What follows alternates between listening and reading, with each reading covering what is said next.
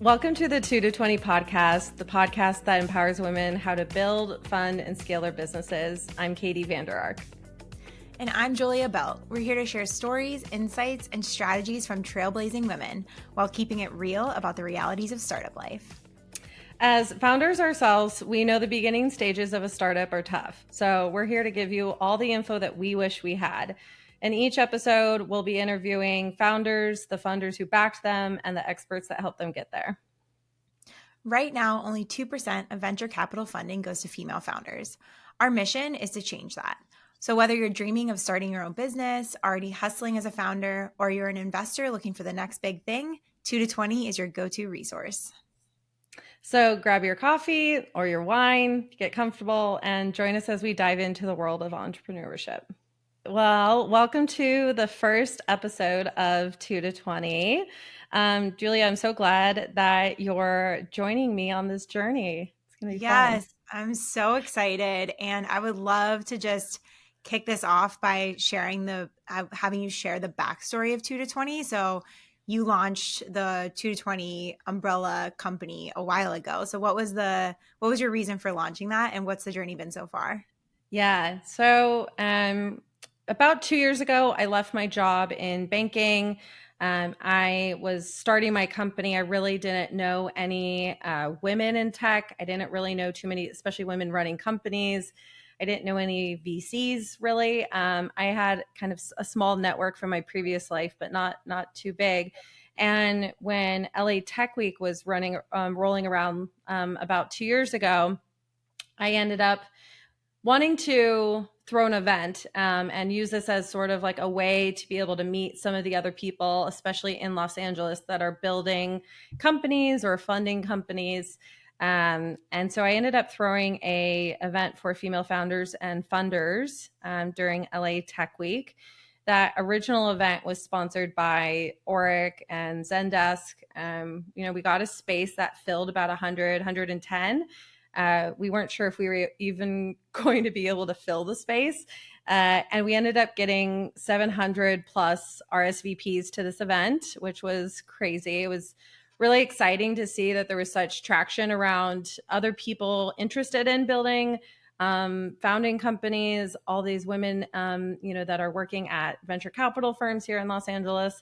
So that was really kind of the beginning phase of 2 to 20 after that.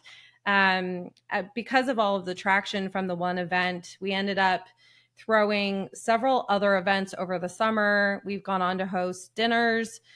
We did an event during South by Southwest. We've done 2 years in a row during New York Tech Week as well. We did a half-day summit in March that was sponsored by Oric and JP Morgan as well. So we're really getting into a bit more around like the programming and really helping women think about how they're building their companies, how we're getting women into positions at venture capital firms. And we're thinking about how are we getting women to be more active in their, investing in the tech world as well. So that's kind of the beginning phases of 2 to 20 over the last year and a half. I love it so much. And I think something that we've talked about a lot is the fact that entrepreneurship can be really lonely. And so it's no surprise that you had a wait list of 700 women at your first event. Yeah. The importance of community and feeling like you're not alone, even if you are starting your company and you're the only one working on it, or you're in this position, you feel like you don't know what to do next. Having community where you can access a resource, especially in that 0 to 1 phase, I think is so critical. So I'm really excited for the podcast where we can bring on a lot of guests. And so speaking of which, do you want to highlight some of the exciting guests that we have in our lineup? Because I'm looking at this list and it's a killer lineup. Yeah. So we've already recorded a few episodes, which I'm also excited about. We have several VC investors. We have some rock star founders.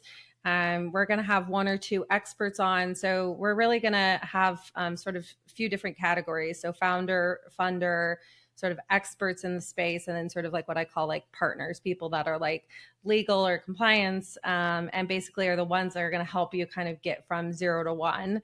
And so I'm super excited. I know we've both done a few interviews. The kind of style of the podcast will be that both you and I will individually interview a few people, and then we will do some joint podcasts together as well.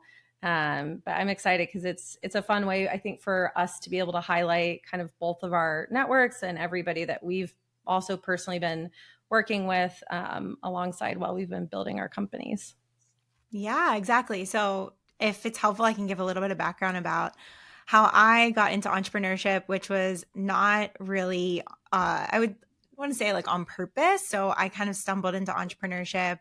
I started my career very corporate job, and had this personal problem that I felt deeply compelled to solve for. So, in 2014, I lost my brother to suicide, and that tragedy flipped my entire world upside down and also woke me up to the reality of my own mental health challenges. For so many years, I suffered in silence with my mental health and ultimately didn't get the help that I needed until my brother died. And so after he died, I started sharing my story more openly and realizing that there were so many others who were suffering in silence and needed connection to a resource. And so my first company, Broglie Box, curates mental wellness boxes, mostly sent as a gift, to send to someone or yourself if you're struggling and need access to a resource. So it's a really fun way to take care of your mental health, and also send a message to someone that you care.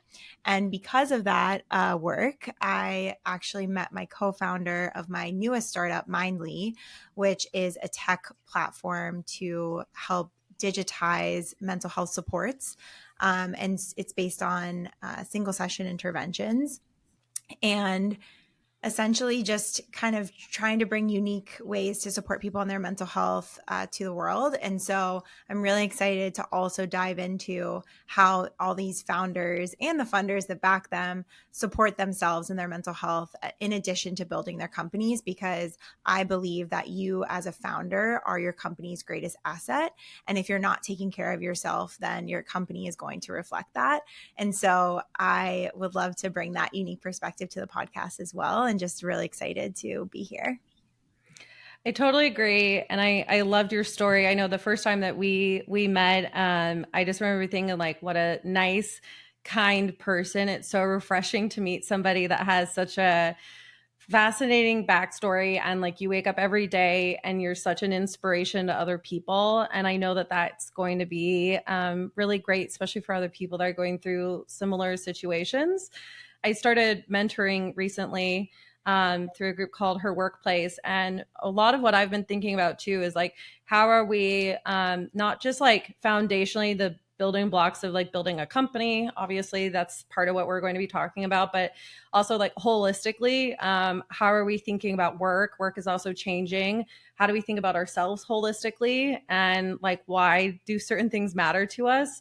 And when we're building companies, how do we then translate that to the people that are working for us? I think we got to like reinvent the work environments and how we treat people and like what work looks like. So I think you and I both share kind of that similar passion for rethinking, how and why we're doing what we're doing. Yeah, exactly. Because as a founder, it all comes back to your why. Like, why are you working on this problem? And in the tough times, you come back to that why, and it's almost like a guiding light. But then how does that translate to the rest of the employees that you work with, the advisors you work with, your customers? We always say with the company, like my companies, I want the environment to be the most mentally healthy work environment, because if we're trying to solve and help other people with their mental health, but we ourselves are not healthy, then what are we even doing? Yeah. And so it's really interesting, and I totally agree with you. Maybe we can kind of go over some of the stuff that we're going to be covering in the first couple episodes too. So like, some of the topics that we're going to talk about, a few of the people that we're interviewing, are sort of experts in specific areas. So like artificial intelligence, we have several product experts. What are some of the things that you're kind of looking forward to? Yeah, so I'm really looking forward to, on the founder side, hearing the story, especially in that beginning stage, because I think so many people listen to podcasts and hear from founders and they've already made it. And it's so hard when you're just starting to think about, to put yourself back into the shoes of like, oh my gosh, like how can I relate to this person who has raised so much money? Yeah. And so bringing them back to like that beginning stage. On the funder side, really hearing about what they look for in a founder in the early stages, how to set yourself up for success. And then on the expert side, just digging into tips and tricks almost, or just, even like we talked about interviewing a law firm, how to set up a C corp, what kind of questions to ask your lawyer to see if it's a good fit. Those are the kind of things I'm really excited about. What about you? Totally same. I one of the conversations that we're having is I'm going to be interviewing one of my close friends who's a lawyer for early stage companies, talking about like all the basics of where you should be incorporated, co-founder relationships, vendor relationships, a lot of stuff that can be sort of simplified at the beginning stages. What I also found was kind of interesting. One of my friends she handles more like later stage IPO acquisition type deals. And a lot of what she was saying too is like there's so many things that you actually do at the very earliest stages of your company that actually set you up to be acquired. So you might not be thinking about it right now when you do your incorporation of your company, but the little things matter. And so we're going to try to get around like how can we advise as much as possible on things like that I wish I knew 2 years ago. So Yeah. a lot of what I want the content to be too is just like very educational. And, hopefully if you listen to an episode, you're both like relating to a lot of what we're talking about, but also you walk away learning something new every time. Yeah, I love that. And I think our goal too, in even the episodes that we've recorded so far, are all pretty short. So Mhm. we're not asking for like a huge time commitment. We're making them, short and sweet, but very impactful. So you do get all that good educational content, but you don't feel like you have to invest a lot of time all at once. I know for me personally, I can't listen to an hour long podcast. I get distracted and I feel overwhelmed. So I think it's really good that we're keeping it short and sweet. Yeah. Well, we'll also put out a little questionnaire to some of our listeners and see if there's any sort of topics that we should be covering, which will be Yeah, fun to get let some us know if there's participation. something juicy that you want to know about, and maybe you don't know who to ask. Like, we have an incredible network, and so we're going to leverage that network to get all the good information. And so if you're like, oh, I really want to know about XYZ, or I really want to hear from this person, please let us know. Yep. Yep. Why don't we move into kind of like a fun little lightning round around some stuff? When you were first starting, was there anything that you were reading, books, any sort of content, blogs? Is there anything that you subscribe to, newsletters, anything like that? Yeah. So my favorite books for starting out are The Lean Startup. There's another book called Game Thinking that I think is really interesting around like building digital products and how to develop stickiness around digital products. And then my favorite on the personal side book is called The Surrender Experiment. And it's a mixture of spirituality and building a business and entrepreneurship. And then in terms of newsletters, my favorite newsletter to follow is called Lenny's Newsletter. It's a product focused newsletter. What about you? Yeah, I totally agree on all of those.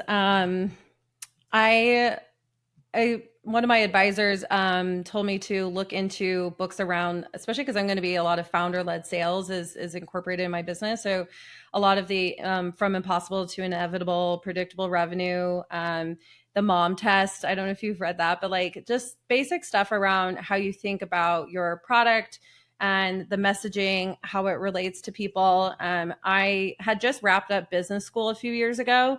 And so a lot of my brain and the way that I was thinking about business is at like a large corporation level, like multinational. I was thinking about like how do you take a company and then launch a new version of it in another country, which is like partially helpful when you get to a certain stage, but I need to like rewire my thinking around like quick to market, like go to market strategy, sales, early company stuff. So those were really helpful. Yeah. Um, So, speaking of that, are there any tools that you use in terms of um, like the quick go to market? So, with regard to like mocking things up or anything like that, any digital tools that you've used? Yeah, I think we both relate to this deeply. When we first met, we talked about this, but like I, before I even like went to market, did anything, talked to any investors, I built an entire Figma prototype, and we, I did about 50 interviews and was doing like Q&A testing with who I thought our type of customer was. So that was like a very quick way to just kind of like do quick go to market. I think we both kind of use that kind of Yeah, I model. sold our first pilot on a clickable prototype from Yeah. Figma Yeah. and was really nervous going into the meeting, being like, well, what if they know that this is just a demo? But they had no idea and it worked great. Yeah.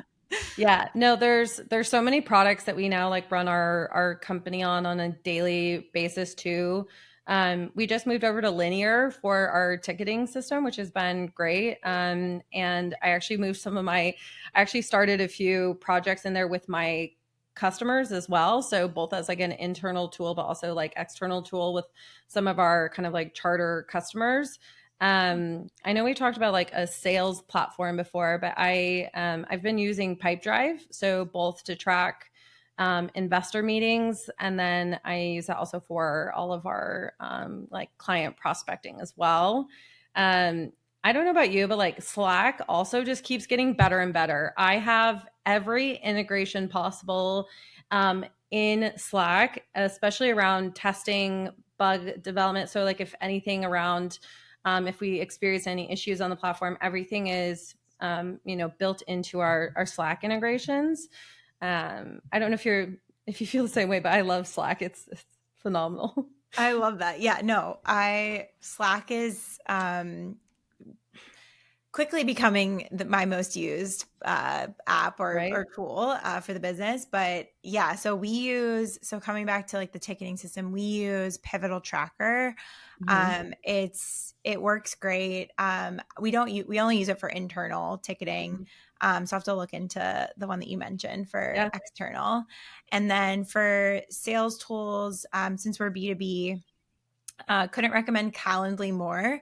There is a yeah, free version, just kind of keeping your schedule straight and being able to actually, when you're doing sales follow ups, being able to embed meeting times into the email itself. Like it sounds silly, but it really, I've seen an increase in engagement with people booking meetings with me by just like putting the links right in the meeting, or sorry, right in the email.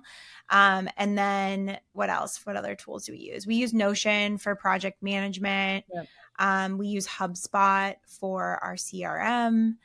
And what about cap table management? What do you use? Yeah. Yeah, we're using Carta. And I also explored Pulley as well, which I think is a great platform. Are you using either one of those? We're using Carta. Yeah. Yeah, that's great. Um, and then what about for SPVs? I don't know if you have an SPV open for your company, but we're using Sidecar right now for ours. Oh, nice. We don't have an SPV, but I know Cherub has one, and we're on the Cherub platform, which is a matching platform matching founders to angel investors, and they recently launched their SPV. So we're going to take a Great. look at that. That's awesome. Yeah, Sidecar's been great. Can't say enough nice things there too.